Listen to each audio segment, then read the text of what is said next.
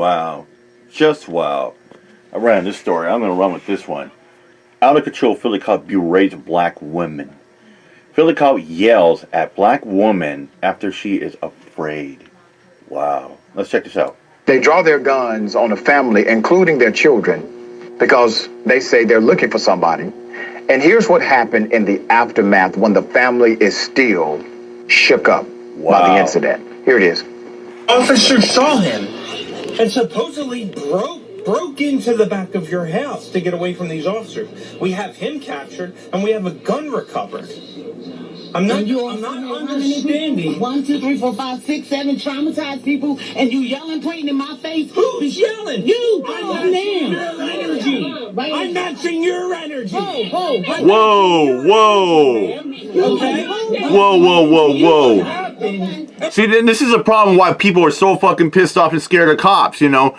When you get, a lot of times, what happens when you get a cop in a situation like that? You're going to get a gun in a situation. And most of the time when the cop's you're supposed to de-escalate, not escalate. This guy's escalating, and he's making his family, more afraid like that. Yeah, when you get a cop pent up, raging up, and you're going to be afraid. I mean, this is crazy.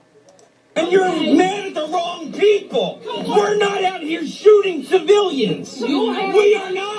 I did not have my gun out, so don't say you. And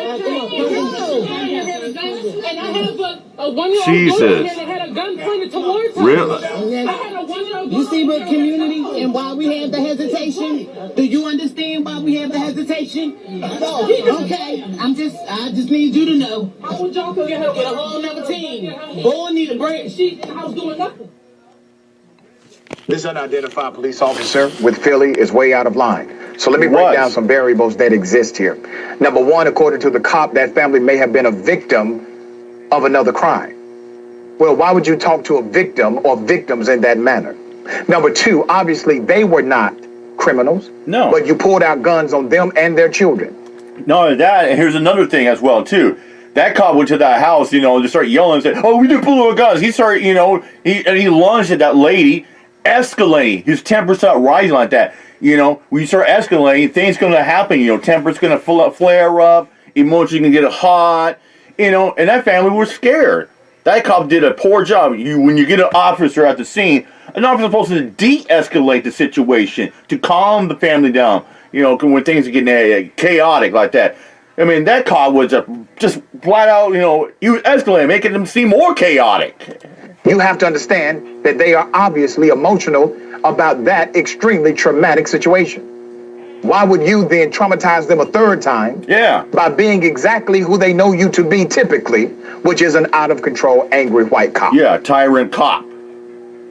I need someone to identify. Yeah, tyrant cop with a thug. Yeah, you got a thug cop wearing the thin blue line with a badge of gun, acting like a thug and a bully.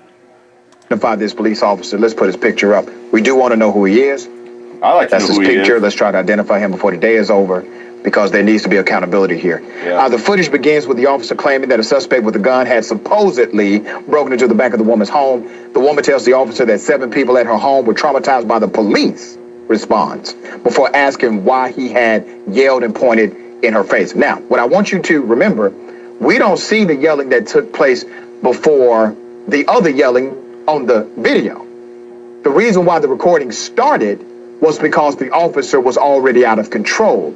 And if you notice, it was his partner that had to calm him down and basically remove him from the situation. Yeah. Who's yelling? The officer shouts in return. I'm matching your energy. The officer, who at that point is being held back by a fellow officer, can then be seen swiftly move. And that's the thing. It's like, I'm matching energy. I'm ramping it up, or I'm gonna match your energy and yell like that. No. When you're an officer of the law, you are supposed to de-escalate the situation. It's already chaotic. People are, getting traumatized. People are they're nervous. They're uneasy.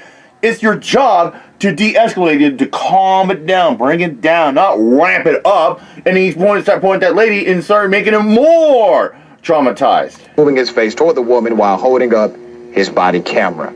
Obviously a sign of unnecessary aggression. Yep. The details of what exactly transpired before the video began remain unclear. In a statement to the Daily Dot, the Philadelphia Police Department said that it was aware of the video and that an internal affairs investigation is underway. All right, so we need to know who the officer is. Jackson, really uncalled for here, unnecessary.